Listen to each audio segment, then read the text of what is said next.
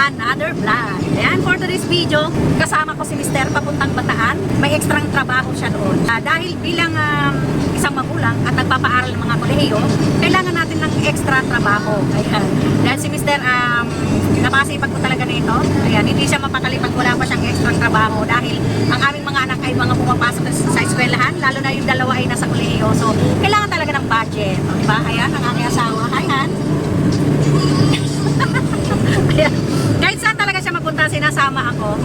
Bilang asawa, yun ang tinatawag na katuwang sa buhay. Bakit katuwang? Kasi kumbaga, mag-asawa kayo na magkatulong sa buhay, magkatuwang. Ayan. Siyempre, ang rule ko naman, ako yung taga-luto. Ayan. Siyempre, pagod na sila. Sila sa trabaho nila, kailangan pagkatapos, kakain na lang. Diba? Ganun talaga. So, kung nagtatanong bakit ang mga anak namin, ay siyempre nasa bahay. Ayan. Dahil may mga dalaga naman ako, sila nang bahala sa kapatid nila. Diba? Papasok na lang sila, basta iwanan na lang ng budget at sila na lang ang magbabudget ng pagkain nila at baon nila. Ayan. So, syempre ilang araw lang naman tutuwirin kami. May pasok pa rin ang aking mister sa kanyang trabaho talaga. Pero ito, sa Bataan ay extra lang po niya ito. Ayan. So, tara, samahan nyo kami at syempre papunta kami at nagbabiyahe kami. O, diba? Nagbabiyahe kami papuntang Bataan at nasa expressway na kami. So, let's go guys!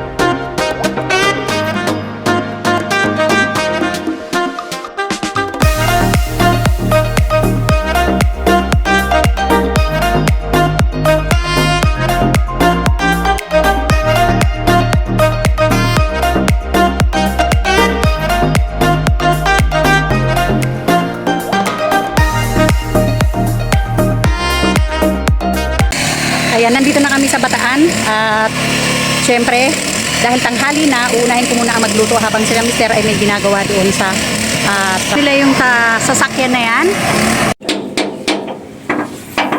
Pero syempre dito muna tayo, naiwan yung yung aming kalan, nakalimutan namin kasi nagmadali kami dahil tanghali na, so naiwan ang kalan. Ang gagawin ko pala ay dahil marami namang kahoy dito, so magluluto tayo sa pamamagitan ng kahoy. Napakaraming kahoy dyan, mamulot-mulot lang tayo, panggatong. Ewan ko ba, ba't hindi namin naalala ang kalan na samantalang masyadong mahaba. Ito na lang. Yan. So, ito. Tuyo naman ah. Yan. Yan. Kailangan mapamaraan din tayo. Ayan. So mag-iihaw nga pala ako ng bangus pagkatapos nito. Yan. At ito ang aking iihawin, bangus.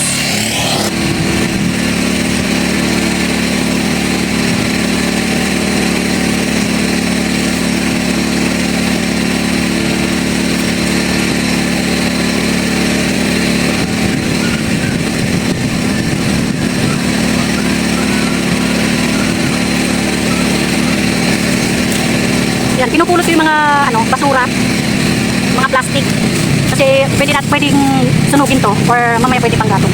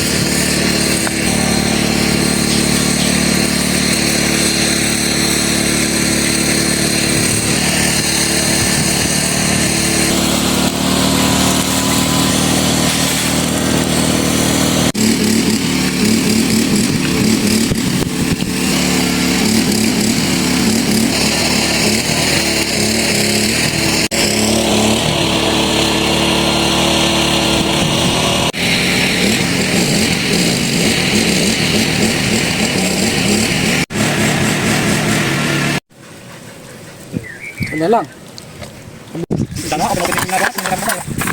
Talaga ba? May utang yan, nanira yan. Bakit? Iwasya din mo siya pambayad. Kuha naman siya ng 1,000 sa kanya. Bart.